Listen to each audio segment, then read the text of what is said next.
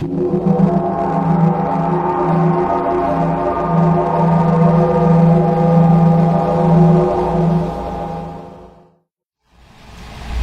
to American Dragon Presents Chinese Medicine in America. My name is Joel Penner. And I'm E Douglas Kihn. We're both doctors of Oriental Medicine and California licensed acupuncturists and herbalists. We're also both professors of Oriental Medicine who have been teaching this subject in acupuncture schools throughout Southern California for almost 20 years. The purpose of this video is to present the principles and concepts of Chinese medicine to the English-speaking public. With that said, Doug is our presenter for today, and he'll be speaking on the subject of the nature of Yin and Yang. Doug? Thank you, Joel. You're welcome. Yin and Yang is a brilliant place to start when we're talking about Chinese medicine, because it's based on Yin and Yang. And the theory of Yin and Yang goes way back, of course. It goes back into the mists of time. At least 2,600 years ago we know about it, and we're pretty sure it goes back 1 or 2 more thousand years before that. And the theory of Yin and Yang really encompasses the entire universe. It's about the entire universe. It explains the entire universe through a duality of qualities. And we call those qualities Yin and Yang. We can explain everything. And if we can explain things, then we can begin to predict things. And that's very helpful in medicine. And we can also change things. So we use the theory of Yin and Yang to make people better and to heal their wounds and heal their diseases. When we're talking about Yin and Yang, it's important to keep in mind that they are constantly changing. Yin and Yang are not fixed entities. They are constantly evolving, and it shows up in this symbol that we see here on the screen, where Yin and Yang are in movement. That's very important, and we're going to come back to that concept in a little while, this concept of constant change. Now, Yin and Yang and the theory of Yin and Yang really is taken from my book, Chinese Medicine for Americans, which is found on my website. And you can, of course, purchase this book anytime you want. To really get going on Yin and Yang, we need to examine them in detail. And let's take a look at Yin, for example. What does Yin actually mean? Well, the character for Yin in Chinese medicine, in Chinese language, of course, means shady side of the hill. Shady side of the hill. And, of course, there's a sunny side to the hill, and that would be Yang. But let's take a look at Yin and shady side of the hill. When you look at the shady side of a hill, what do you find? You find molecules that are cooling and coalescing. Because when you add cold to anything, to any atoms, they're going to start slowing down and coalescing. And so that is what we find on the shady side of the hill. What we find is coolness or cold and material. Material, stuff, right? Everything that I'm touching is Yin. And we got that by cooling down gases, essentially to form solid. So that's Yin. Now on the sunny side of the hill, we find Yang, and of course that is what the character in Chinese medicine for Yang means. It means sunny side of the hill. What do we find there? We find movement and heat. Movement, of course, creates friction. And all that movement, all those molecules are running around, bumping into each other, excited, active. That's the sunny side of the hill. That is Yang. Yang and Yin. Sunny side of the hill, shady side of the hill. Let's keep those in mind as we progress. I like to apply Yin to substances and thoughts and, well, everything that in our daily lives that we encounter. I particularly like the subject of water. You know, everybody knows water and everybody feels water, and water is very common, very easy to understand. And I want to take water and I want to apply yang to it. When we apply yang to water, what do we see? We see molecules that are excited and moving and becoming steam. Right? Water becoming steam means that yang has been applied to that water and has changed the nature of it. It has now evolved into something different, and that is steam. It's a gas. Okay. Let's take that same water and apply yin to it. What do we get?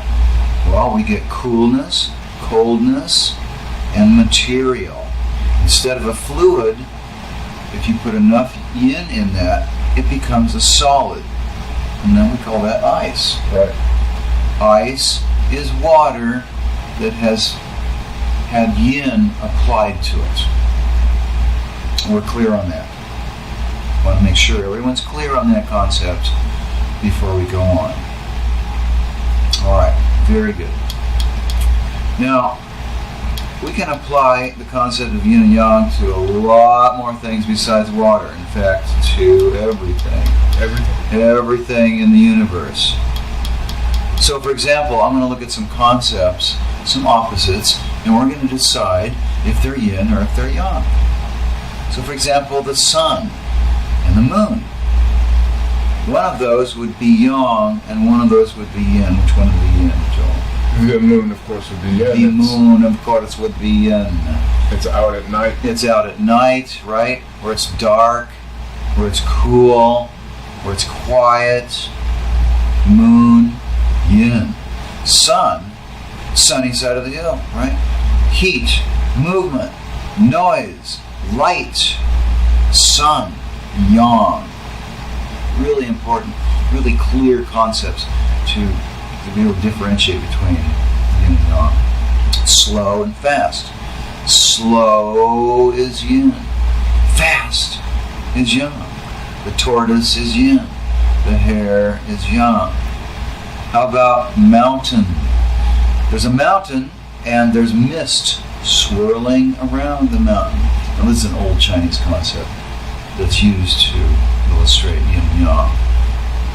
But it works. That mountain is material. It's substance. Its molecules come together. And the mist, well, that's very wispy. That's yang. You can't take that mist and put it in a bottle. You can't do that with yang. It's misty, it's wispy. It comes and goes very easily. Quiet and loud. Loud would be yang. Quiet would be yin. Earth and sky. It is said that yin composes the earth and the sky or heaven is composed of yang. And of course air is up there and dirt is down there. That's material and movement. And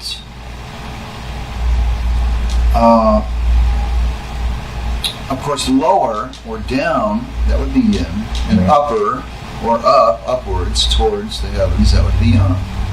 Weak and strong. Strong is yang. Weak is yin. We need both, don't we? We need both. Protective, yang. Nourishing, yin. Right? Direct, yang. Indirect, yin. Transparent, yang. See right through it. Opaque, blocked, that's yin. Inside, outside. Which one is yin? Inside, obviously. Inside is yin. Outside is yang. Dark and bright. We already said that, right? Dark is yin. Bright is yang. Night is yin. Day is yang. Down and up. Ice and fire. Ice is yin. Fire is yang. And now one last one that I don't want people to take as synonyms of yin and yang, although they often are in common Western thought, and that is male and female. Male is yang, female is yin. But of course, men and women are all mixtures of all of that, so we don't want to stereotype anybody with using yin and yang theory. And that also, Doug, is represented by the Tai Chi symbol, where you have the major yang, which is the white, and the major yin, which is the dark. But within those, we have a light circle, a white circle, and a dark circle. That's the yin within the yang, and the yang within the yin. And that's true for human beings also. Every human being, whether they're masculine or primarily yang, has yin within, and females who are primarily yin have yang within. And it can change. Of course, that dot can be great big or it can be real small. Right. Everything is always in motion. That's right. And that's a really good point, because we're not chasing purity in Chinese medicine. You can get that out of your head now. We're not jumping on the purity bandwagon. We're not cleansing until someone's pure. We're balancing. Right? We balance people. We balance yin and yang. We want yin and yang to be just about right, just about even there. And that makes for a healthy person. And in Western terms, that would be considered homeostasis. Homeostasis, fancy word, 75-cent word, it's true. Balance of yin and yang. Balance of yin and yang. Now let's take yin and yang and apply it to some medical health concepts, just so we can bring that down to earth. Okay. Chills and fever. Chills are yang. Fever is, chills are yin. Chills are yin. Okay, that's an outtake, right? Chills are yin. And fever is yang. Fat and skinny, really important concept in America. Got a lot of fat people here. Of course, that excess weight, what is that? That's material, right? That's yin. That's yin, whereas skinny, really skinny, that would be yang. And we do find that really skinny people usually really moving around a lot of movement, a lot of heat. Heavy and light, heavy is yin, light is yang. Watery and dry, there are watery health conditions, that's yin. And dry would suggest yang in comparison. Sleeping and wakefulness. Sleeping is yin, and wakefulness is yang. And of course we know that when you're asleep, that's when your yin flourishes. And that's what nurtures your yang. Your yang comes out of the yin that flourishes at night. Whereas during the day, the yang commands the yin into place. It's the yang during the day that flourishes, and it tells all the molecules where to go. Go over here, go over there, make this up, do that, da-da-da-da-da. You see how they need each other in a very physical sense. Your yin and yang need each other every 24 hours. Instinct and intellect. Instinct, that's something you feel. That's something you're born with. That's yin. Intellect, that's something you develop. That's thinking. That's yang. And thinking and feeling. Thinking is yang. Feeling is yin. Waiting and acting. Waiting is yin. And of course, in a way, that's an action. And acting is yang. Pale tongue. Red tongue. Pale would suggest yin. Red would suggest heat, movement, fire. Suggest yang. Slow pulse, rapid pulse. Slow pulse is yin. Rapid pulse is yang. Estrogen, testosterone. Estrogen is yin, testosterone is yang.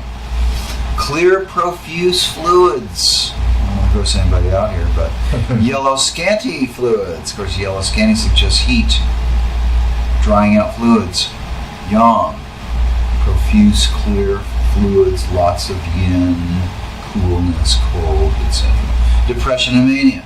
Depression is yin. Mania is yang. And then play and work, which we need both, right? We need both. We need play, yin, and we need work. No. Okay. So those are everyday concepts, and some of them are health concepts, and it's important for us to understand those and be able to deal with those on a daily basis. Now, I want to turn to this lovely symbol that we have represented here once more on Joel's chest. And it is a representation of the duality theory of nature, which is yin and yang. First of all, it's a circle. The circle is complete. Contains everything. It's the universe. The circle contains, there's no corners over here getting left off or something. It contains everything. Everything is composed of yin and yang. And the two parts, you see the white part, the black part, they're equal. One is not bigger than the other. One is not more important than the other. They are equal, of equal importance and equal quantities in the universe. Now, yin and yang has this peculiar movement appearance, because that S in the middle, it suggests, it's like an optical illusion that this thing is moving, right? It just says movement. And of course, yin and yang are constantly moving. Constantly moving. So we have to constantly monitor yin and yang, and that, of course, is balance. That's what happens when you're balancing. Yin and yang are mutually antagonistic. They look like they're gobbling each other up, actually. If you look at it closely, it looks like one is eating the other, and then the other's eating the other, and they're eating each other's tails. They're mutually antagonistic. But at the same time, they're mutually supportive, because they need each other. They need each other to make that whole. And when they don't support each other anymore, when there's separation, death. That's death. That's the worst that can happen, is when yin and yang separate and don't need each other anymore. Goodness, what a world that would be, huh? Now, it wouldn't be a world. What a yin and yang become one another. That's another peculiar thing about this symbol. It looks like that black is becoming the white, and the white is becoming the black. And that's true of yin and yang. Yin is constantly becoming yang, and yang is constantly becoming yin. And that's just the nature of the universe. And then, like we talked about before, that little dot inside, there's a black dot inside the white, and there's a white dot inside the black. That's to remind us constantly that there's no such thing as pure yin, and there's no such thing as pure yang. I mean, even when you look at this knee, it looks pretty solid, doesn't it? It looks very yin. But if you look at that very closely with the microscope, you'll see atoms whirling around. You'll see all kinds of movement in here. Because that's not a pure block of solids, whatever. It is yin, but it's yang within yin. And that's the nature of the universe. So we want to keep things balanced. Now, there's an interesting correlation of yin and yang theory with modern physics. And that is Einstein's theory of relativity, symbolized in the formula E equals mc squared. E equals energy, m equals mass, and c equals velocity of light. So energy, what is energy? Energy is mass times the velocity of light squared. So in a certain sense, energy and mass are equated. They are. There's an equal sign there. There is an equal sign there. And in Chinese theory, of course, yang equals yin. Yang being E, energy. And yin being mass, substance, material. So even in Western physics, there is that correlation between yin and yang. Now what happens to us as we get sicker and sicker, bad things start to happen, of course. In this country, for example, we can get too much yang. Too much yang. Year after year, too much heat, too much movement, too much rushing around, not enough sleep, not enough slowing down. On and on, all of these heat factors can boost that yang to such a point that it starts to damage the yin. You see, if you carry excess yang for too long a period of time, what's going to happen to your cooling system? You're going to knock it out.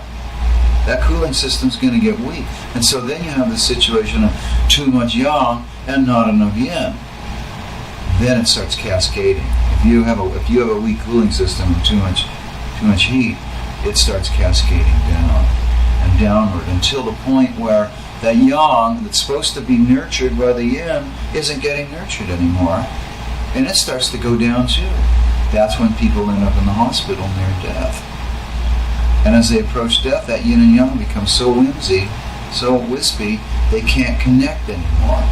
When they can't connect anymore, they separate, and that's death. Same thing can happen with excess yin, excess weight. In this country, that's how we see excess yin, is excess weight, related to all kinds of bad problems, cancer, heart disease, stroke, diabetes, and a whole list of other things. Well, when you carry that excess yin year after year, decade after decade, it starts to really hammer the yang. And what you find is people having low energy, really low energy. And then the immune system, which is yang, really starts to take a dive. And then all kinds of problems happen when your immune system is too weak to handle invaders, tumors, and everything else. And so then that person can actually contract cancer, for example, end up in the hospital, lose all that weight, and have yin and yang deficiency, and then, of course, that's death. So we don't want, in this country, excesses of yin or yang to get out of control. And we're constantly chasing that tail. We're constantly chasing these excesses to keep them under control. So that is our little lecture or presentation on yin and yang. And the details of this, of course, there are more details in my book, which I encourage you to buy. It's online on my website. All right. Great, Doug. Thank you. And that's it for today's class on the theory and principles of yin and yang. Thank you, Doug. We'll be back presenting the next chapter in this, which is what, Doug? It's going to be 8 principles, and I think we're going to divide it into 2 parts because it's a pretty heavy subject. Okay, 8 principles. So please join us again for the next installment of Chinese Medicine in America, presented by American Dragon. I'll say that in a different way. American Dragon presents Chinese Medicine in America. Thanks for tuning in, and we'll see you next time. We understand that this is a lot of information to take in, and we know you'll have some questions.